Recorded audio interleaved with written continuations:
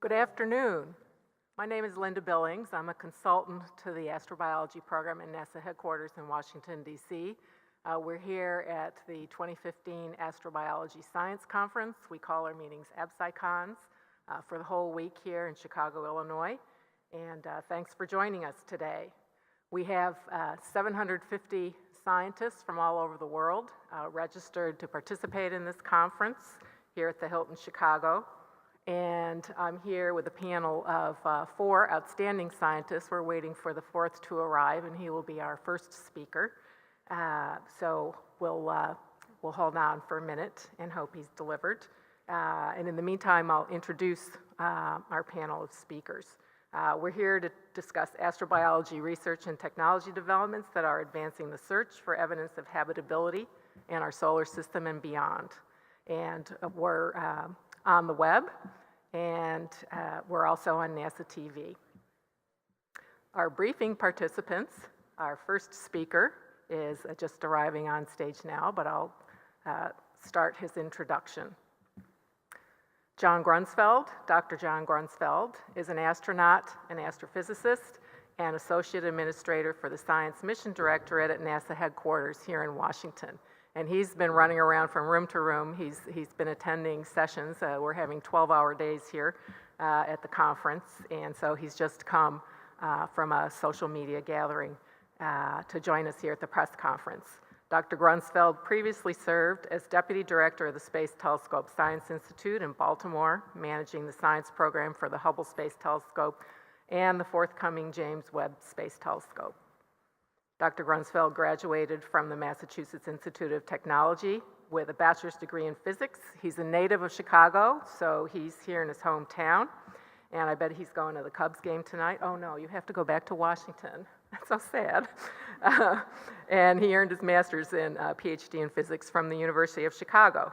He's a veteran of 5 space shuttle flights, visiting Hubble 3 times and performing 8 spacewalks. He was inducted into the Astronaut Hall of Fame this past May.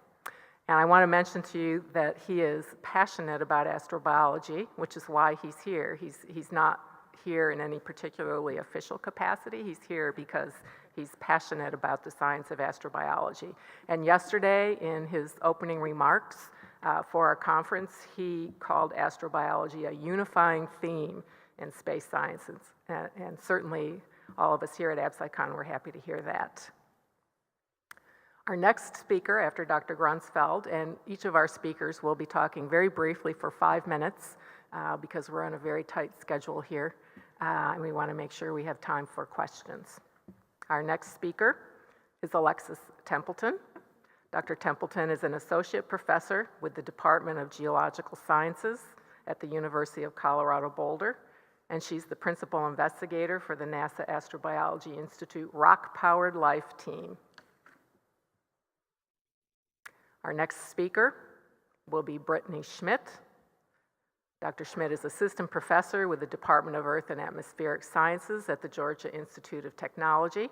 She's principal investigator for the Sub-Ice Marine and Planetary Analog Ecosystems Project, known as SIMPLE, and I can guarantee you it's not simple, and co-investigator for one of the instruments that NASA just selected for development for the next mission to Europa. Our last speaker will be Vicki Meadows. Dr. Meadows is a professor of astronomy at the University of Washington and principal investigator of the NASA Astrobiology Institute Virtual Planetary Laboratory team. Our speakers today are working at the cutting edge of science and technology development in their areas of expertise. Dr. Templeton is exploring subsurface geological processes that can play a role in life. Dr. Schmidt is exploring subsurface oceans on planetary bodies for evidence of habitability. And Dr. Meadows is modeling exoplanet environments and working on how to recognize signatures of habitability and life on exoplanets. And when we get to questions and answers, we'll be taking questions here from the audience and also by email, and my colleague Leslie Mullen will be fielding email questions. And we're going to start with Dr. Grunsfeld, who's in charge not just of astrobiology at NASA, but all of space science. And as Dr. Grunsfeld has told us all, that the sciences are being unified by this theme of the search for evidence of life in the universe. Dr. Grunsfeld.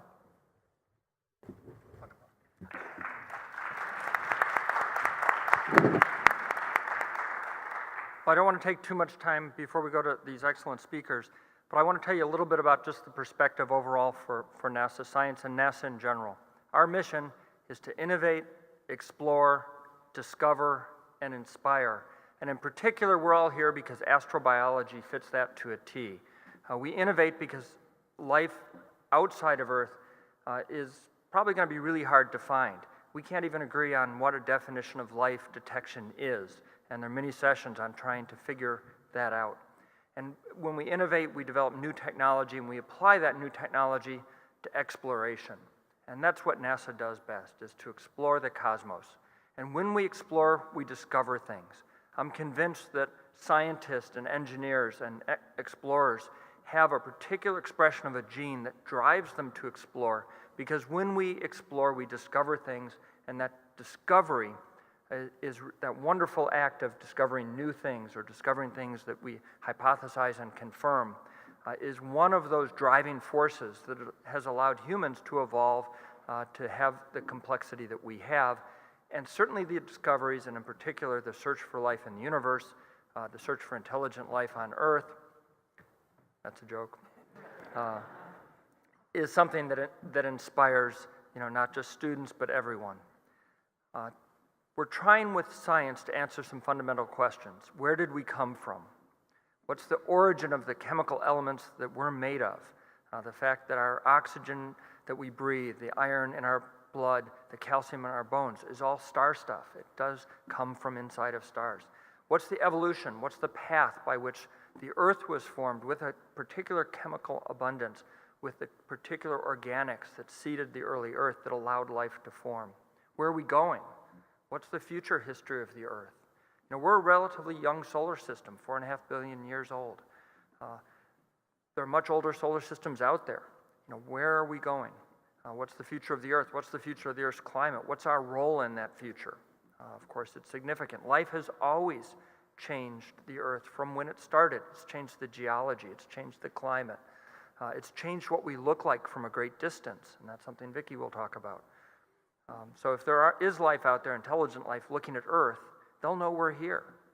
We put atmospheric signatures in that guarantee that somebody with a large telescope 20 light years away could detect us. And are we alone? Is there another civilization out there? Is there any other life out there?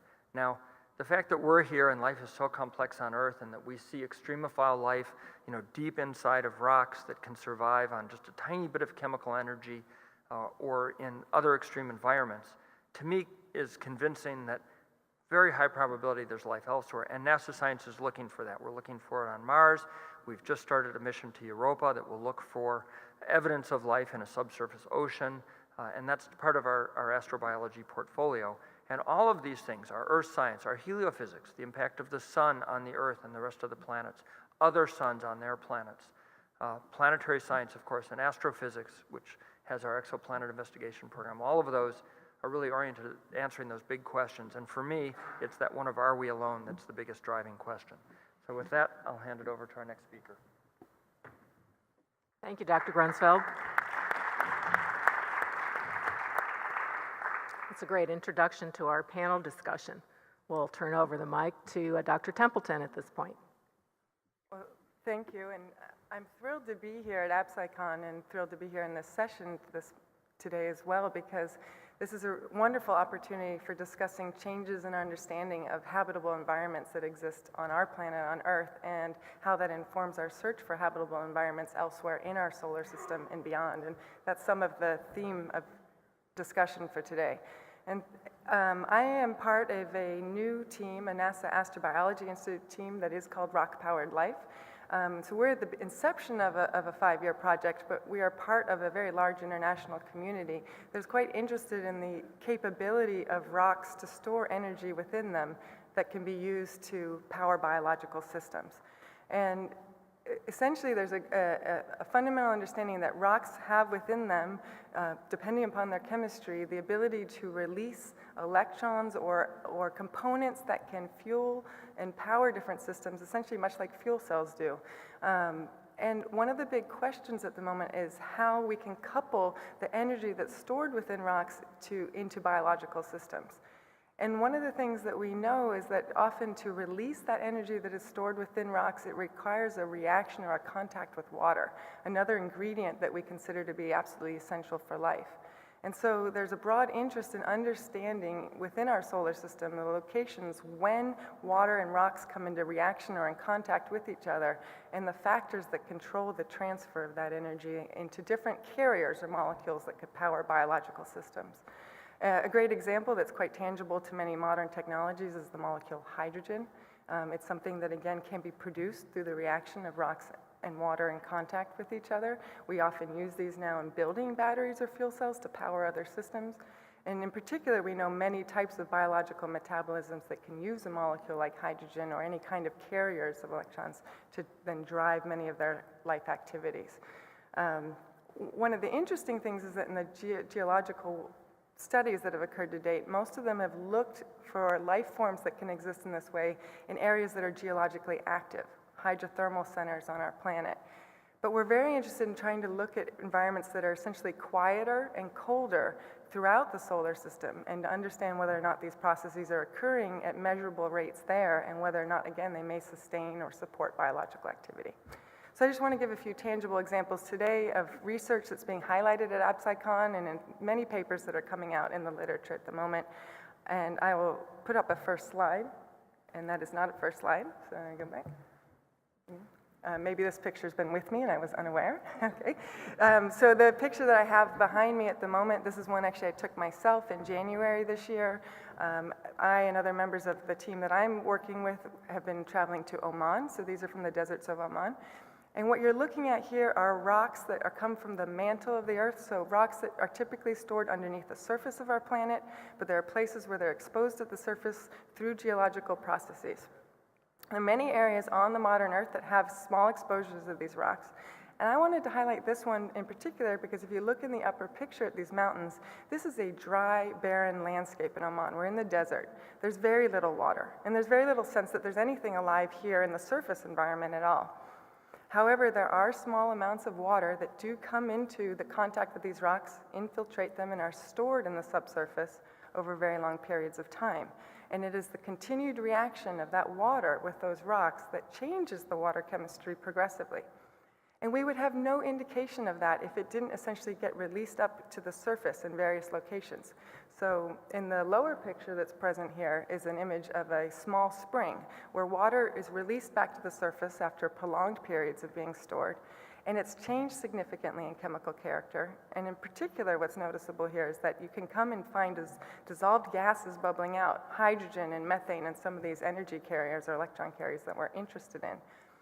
One of the things that's been particularly noted in the systems studied like this across the world, in the Philippines, California, Canada, here in Oman, all as good examples are on our seafloor, is that there are also waters that are very alkaline, meaning on our pH scale from 0 to 14, these waters often are up somewhere on the far end towards 12. It's a rare type of water to find on Earth, but it's noted by, it has a history of the chemical reactions that have occurred within it. And there's been many questions then about whether or not life could persist in waters in these extreme conditions. It's very challenging for life to exist in these types of waters. But work that's being highlighted, for example, in several sessions that are here that have started already this week, refer to the ability to detect life activity in these hyperalkaline waters and being sustained by these geological sources of energy of hydrogen and methane. And the DNA has been extracted and sequenced, and we're starting to understand something more about who these organisms are. But in particular, we're also able to, I'd say, for example, work that's recently been published from Ken Nielsen's lab has shown that there are organisms that can grow and study their biology that are adapted and optimized to these high pH fluids. So that's not only that they can tolerate them and eke out a living, but they're actually optimized and can function well at pHs of 11 or 12. And this is then very exciting to start to imagine that there's biological life forms that may be well adapted in the subsurface environment to being sustained by the reactions between these rocks and waters. So I'll just jump again then to another image here, which is a schematic from the Jet Propulsion Laboratory. What you have in this picture here is essentially a cartoon of Enceladus, one of Saturn's moons, and looking at the concept of a rocky core surrounded by an ice shell. And there are many questions again about the potential ability to detect any activity on this type of a satellite. And one of the noticeable things from the Cassini mission has been the detection of plumes of particles that are ejected from the South Pole. And there's been a lot of excitement about the concept that those plumes represent the potential for liquid water that's stored underneath the ice shell.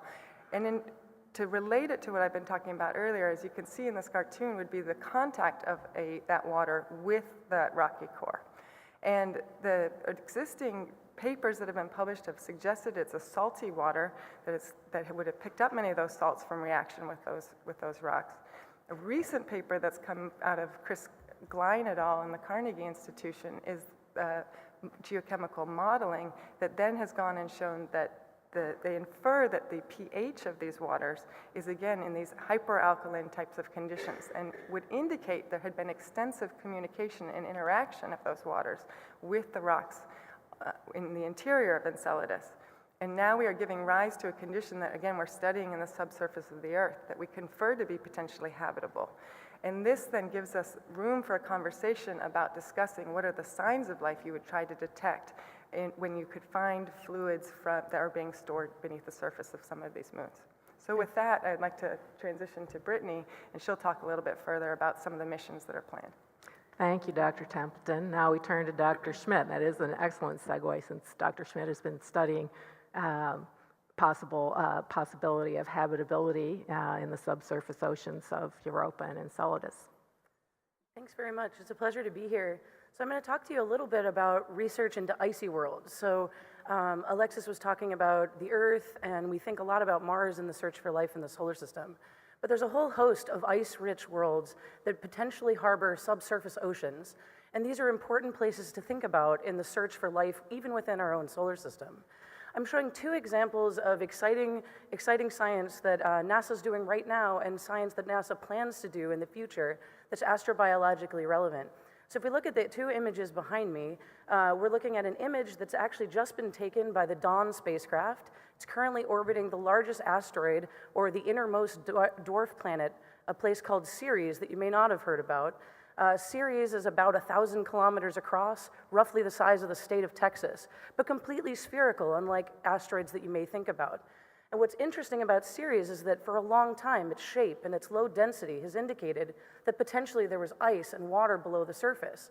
These first images, or very new images from Dawn, suggest that perhaps volatiles, maybe ice-rich, maybe salts, are being erupted near the surface, or at least making it up and showing their presence on the surface.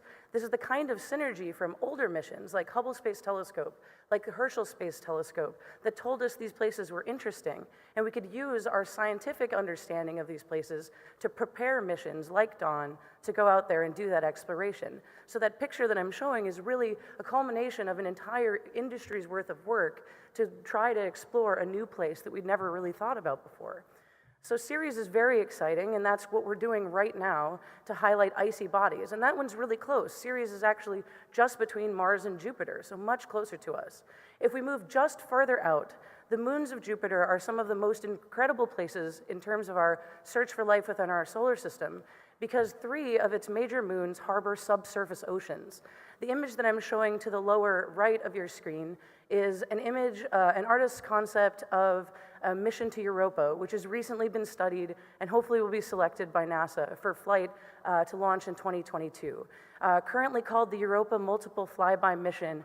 This mission will go back to Europa, like I said, one of the moons of Jupiter, and search for activity in the ice shell, search for the indications of a subsurface ocean that we know or we think we know is there, but actually to confirm that, and then to try to understand how this geologically active young surface is formed through interactions of the ice shell, the ocean, and perhaps a volcanically active interior just below. As Alexis was highlighting, subsurface aqueous processes in hydrothermal reactions with interiors like rocks and places like Enceladus and like Europa may be enough energy to power biology in these very distant and seemingly so alien worlds. And so I'm showing another graphic of some places that we might explore. The ice shell of Europa, where we think there's subsurface water, the ocean, which may be circulating energy between the reducing interior and the oxidizing surface. So really exciting place. So we're really very excited to be going back to Europa. Personally, I'm thrilled to be a part of the mission team. I've helped on studies for a while, and it's just been a large group of people that have been working for the past 20 years to get this mission going.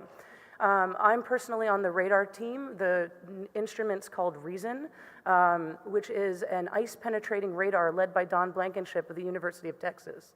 And the great thing about this is that we may actually be able to, using ice-penetrating radar that we've used to explore the Earth, actually be able to image these processes for the first time in the subsurface within the ice shell of Europa, finally answering that question, where's the water and where do we land? So moving forward, I'd like to move to the next slide and show you what we're doing in the meantime as we wait for this mission to get off the ground. It turns out that Europa may seem alien to you and I, but if we go to the Earth's poles, it doesn't seem so far-fetched. So what I'm showing you here is a NASA astrobiology funded program through the Astrobiology Science and Technology for Exploring Planets program. It's called SIMPLE.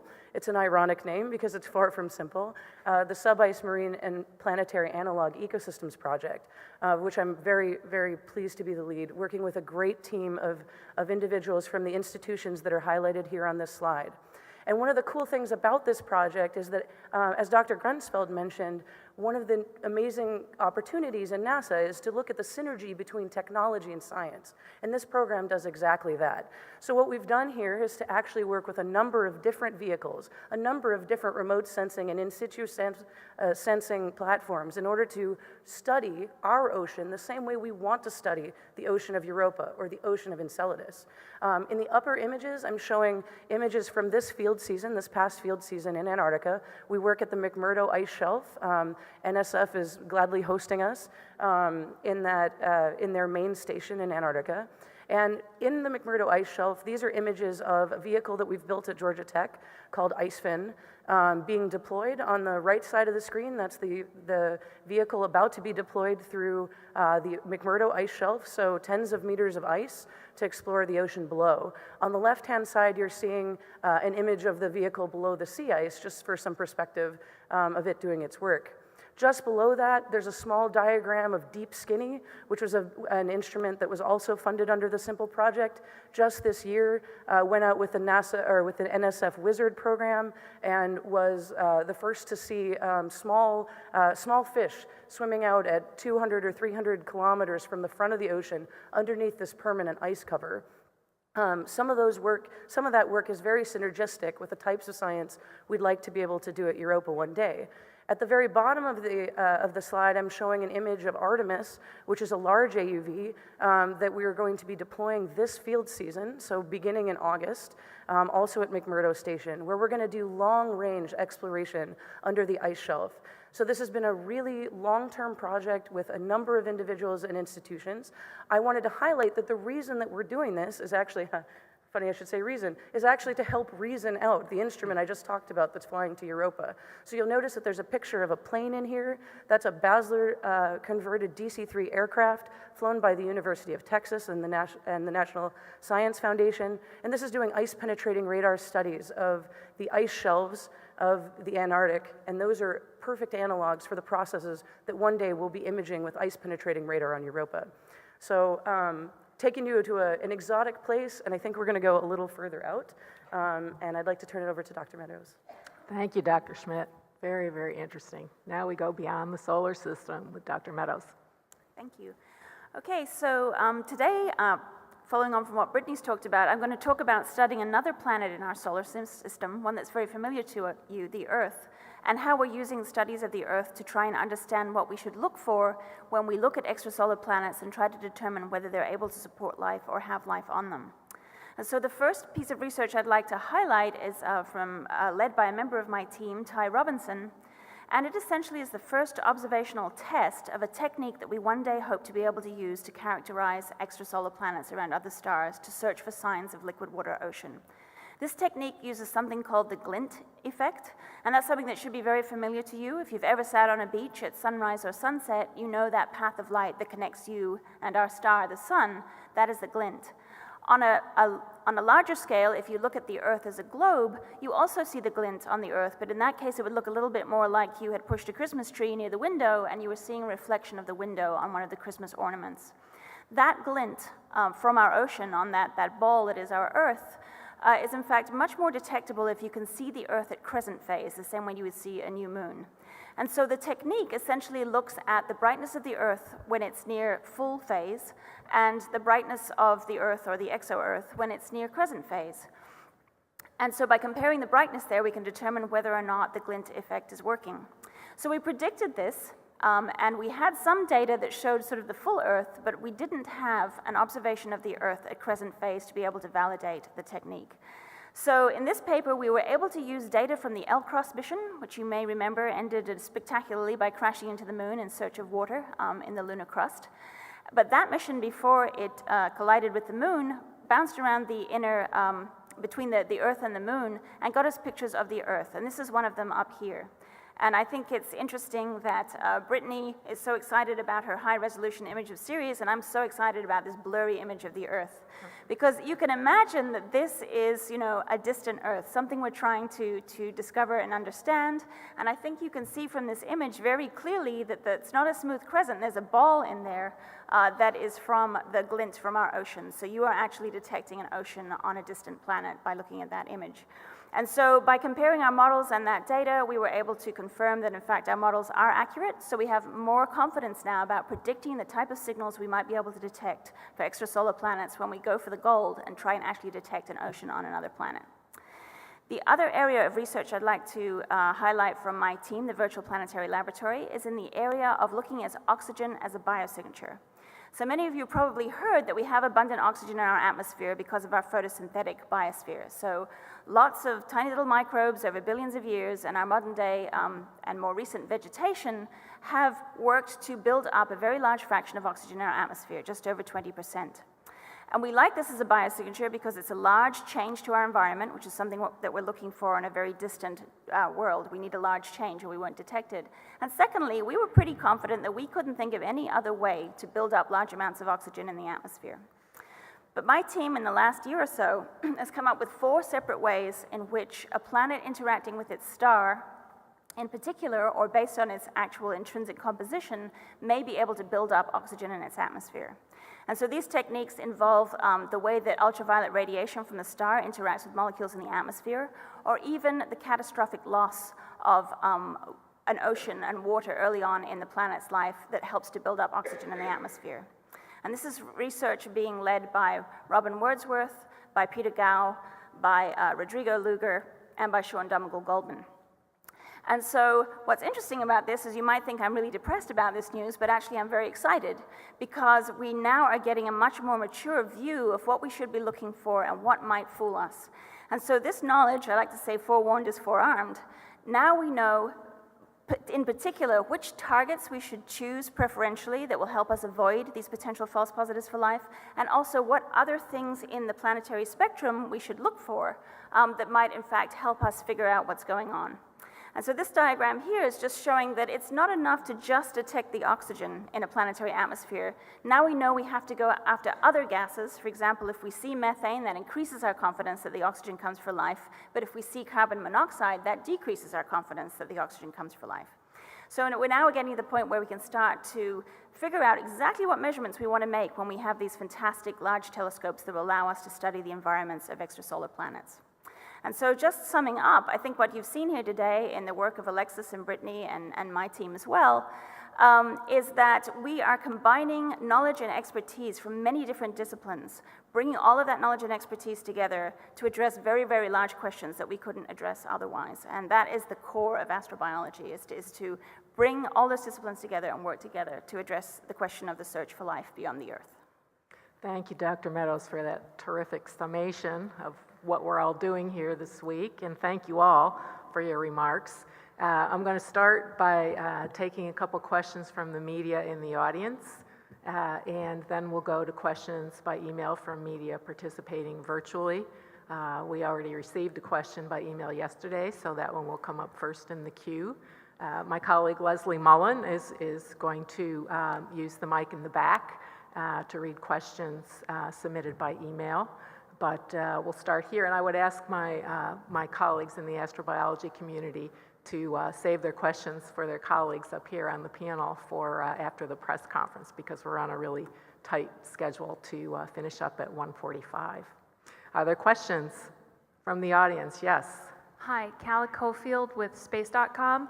I think in the past couple of months, especially as the Europa mission's getting going, there have been some very informed people making some big predictions about when we might find signs of life, but I think that's multi-decades away. So can each of you talk about maybe some more realistic goals that you're hoping to achieve, even just in the next decade, perhaps before some of these missions launch, in the search for life, things that we can look forward to on a slightly smaller time scale? I'll take a quick start at that, which is that, again, staying on the Earth-based systems for a moment before we go beyond, would be that there's an enormous amount of activity internationally for drilling into the deeper subsurface of our Earth to look for signs of life and to demonstrate activity in the systems that we think do have great relevance within our solar system. And so I think that, that this will be an excellent connection to what are some of the targets within these missions in the search for life. So I think as we validate some of our hypotheses and theories at the moment, that will connect well. I was going to comment that one of the themes of the conference here this week is habitability, right? That's the overarching theme. And in fact, that's what we're trying to do with this next mission to Europa. The first thing you do is you go and explore and you get answers, you get the basic information that you need to make hypotheses. Well, we have those now. And so what we're trying to do now is to advance our understanding of the system, the whole planet, not just an individual terrain or one part of the system, but everything, and how it cycles, how it couples, how those processes are active. And so there's kind of a synergy between all of the instruments that are planned for that Europa flyby mission. And so there's kind of, there's a graphic that you can look for, and it's kind of a triangle that shows the three pillars that are really the focus of that mission. One is water, one is chemistry, and one is energy. And those are the three things that we think about on a planetary scale that we can actually quantify. How many chemicals of what kind are on the surface? How does the ice shell recirculate? Is it bringing material up and down, which we can image with the radar? So we've got a spectrometer to find chemicals. We've got a radar to find activity in the ice shell. We have plume instruments to potentially detect higher order hydrocarbons or larger chain instruments. We have a magnetic field and plasma instruments to try to detect more detailed information about the ocean. So to me, the next milestone is to connect those things and figure out, now that we know those things about the system, about the planet itself, where do we go that's the perfect place to ask those next questions, which is it there? Well, let me address kind of an ensemble, because Europa is certainly part of that. You know, in the solar system, we have quite a lot going on, and also in astrophysics, looking beyond our solar system. In 2017, we're going to launch the Transiting Exoplanet Survey Satellite. It's very much like Kepler, and that's going to identify these transiting exoplanets where the planet blocks a little bit of the sunlight. But instead of looking at a very distant part of our galaxy, which is what Kepler did, it's going to look at all our nearest neighbors. So we're going to find out where all the nearest exoplanets are around our own solar system, and specifically to look for rocky exoplanets. So we're going to have a catalog of Earths, super-Earths, around the nearest stars. Because they're on the nearest stars, they're close, and it will allow us to do a better job at looking at their exoplanet atmospheres through transit spectroscopy, or with the James Webb Space Telescope, if they're close enough, by direct imaging, which might allow us to see glint and get a spectrum of the atmosphere. And of course, in 2018, October, we're going to launch the James Webb Space Telescope. The James Webb Space Telescope is a wonderful telescope. In fact, if we wanted to design an astrobiology explorer in the infrared, we would design the James Webb Space Telescope, even though when it was conceived, we only knew about 9 planets in the universe. That was then demoted to 8, and now we know about thousands. So the James Webb Space Telescope is going to be able to study the atmospheres of many, many exoplanets, get relatively high-resolution spectra in the mid-infrared, and hopefully look and see for water vapor and carbon dioxide and methane, and allow us to start decomposing what these rocky planets might look like. Of course, Mars 2020 follows that by just a couple of years, which is an astrobiology explorer. It has a wonderful suite of instruments, and it's going to take core samples in relevant astrobiological context to try and find spots that, like the Curiosity rover, are places that we know are habitable. And then the question is, get those samples back to Earth at some point to see whether Mars, once had ancient life. Certainly the Europa mission, we want to get started. We are getting started with the mission. We want to launch it as soon as we can. It has a wonderful suite of instruments, and we're not done yet. We want to add, some other capabilities to the overall mission to try and perhaps even answer the question of is there life on Europa. Even before all of that, 2016, we launched the OSIRIS-REx mission, which is going to go out to a 500-meter carbonaceous asteroid called Bennu. It's going to characterize it down to very fine scale, both spectroscopically, the minerals, the characteristics, image it, and then do a quick touch and go and grab samples, up to 2 kilograms of samples, and motor that back to Earth. We know that there's lots of organic compounds. We want to be able to study those in great detail in the best laboratories on Earth. To answer one of the fundamental questions, or at least to give us some leverages, did asteroids like Bennu seed the Earth with the organics that were then that then helped enable the start of life? And so that's just some of the missions that are much more near term than Europa, but I consider Europa being launched in the early 2020s as pretty near term as well. Can I follow on? Sorry, can I follow on just specifically for extrasolar planets? So I think, in the search for life in the next 10 years, our best chance to start that search, as Dr. Grunsfeld pointed out, we're going to definitely get good targets from TESS and potentially K2 as well. But JWST, for habitable zone planets, it's going to be very challenging for it to get spectra, but I'm pretty sure we're going to try anyway. And one of the things that, in particular, my team's been looking at is we always think, again, about looking for oxygen, but we've also done some research on something called the oxygen dimer, which is when 2 oxygen molecules sort of pass in the night and very briefly form an O4 molecule. So that type of absorption from that type of molecule might actually be something we could potentially go after with JWST, but it is a really long shot. We would have to have exactly the right target, be able to observe pretty much every single possible opportunity to observe that target. So I think JWST is our first chance to start the search, but I wouldn't hold your breath that we'll be successful there. Thank you. Do we have any other questions from the media in the audience? If not, and I should also mention that any questions submitted by email that we can't address by 1:45, my colleagues and I will attempt to direct them to the appropriate people, so you can get your answers, if not before 1:45, sometime after that. I'm going to read the first question we received by email yesterday from Keith Cowing, directed to Dr. Grunsfeld. Given the similarities between both present-day and past Martian environments to environmental conditions existing on present-day Earth where life can be found, why has NASA not sent instruments to the surface of Mars to look for possible evidence of extant life? So there's a couple of reasons why we haven't. Well, the Curiosity rover was designed to look for habitability, and we know that the surface of Mars is bathed in ultraviolet light, it's bathed in radiation, Mars's magnetic field is essentially gone, and so the theory has been that the surface of Mars is essentially sterilized. Now there are places we could go on Mars that are much more interesting for the possibility of extant life, where there's current surface water, for instance, in places where there's currently frozen water on the surface, and at those margins, there's also subsurface water. We believe there's large subsurface glaciers, or to places like the lineae on the edges of craters where we see salty water, perhaps salty water seeping out. Those are the most likely places we might see evidence of extant life if it's there. Those are challenging places to get to, the crater walls. We don't quite have the technology to do that yet, but also the belief that if there is life, it's probably has to be subsurface.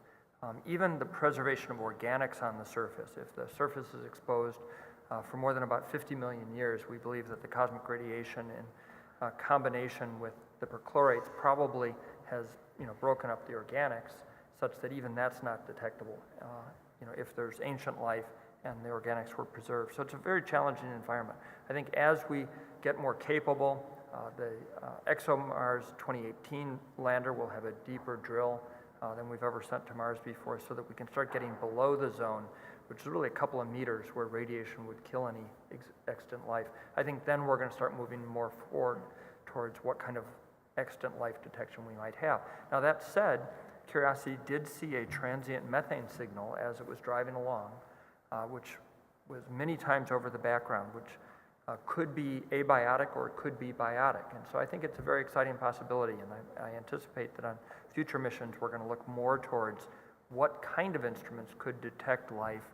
And that's one of the great themes of this conference is, what would that detection look like? Because we can't assume that it's going to be life just like Earth. So a DNA sequencer, for instance, might fail miserably even if it was surrounded by extant Martian life. Leslie, do we have a question from email? No questions? Do we have another question here in the audience? John Doty, I'm here with NASA Social. Somebody on Twitter wants to know, it's LR1. I think they're talking about the bright spots on Ceres, the infamous bright spots. They want to know if there's any possibility of ice or maybe a new compound or mineral to be found on Ceres. Your opinions on that? Sure, I mean, this is work that's ongoing. So we've just finally reached what's called survey orbit. So we have several phases of mapping orbits with Dawn. So one of the things that's interesting is that, in cameras that we have and that we hold on Earth, we can just zoom in. All right, you have a changing focal length on your camera. Well, on this spacecraft, we don't have a changing focal length. So our resolution is a function of the altitude above the surface that we're currently flying at. So we're in our first orbit called survey. We'll go down then to high altitude and then low altitude mapping orbits. And so the answer to the question is we don't know yet. It's a really good indication that something's there. There was Herschel Space Telescope indications that these areas had water vapor near them. We don't have a direct confirmation, and the science team is working very hard. These are new data.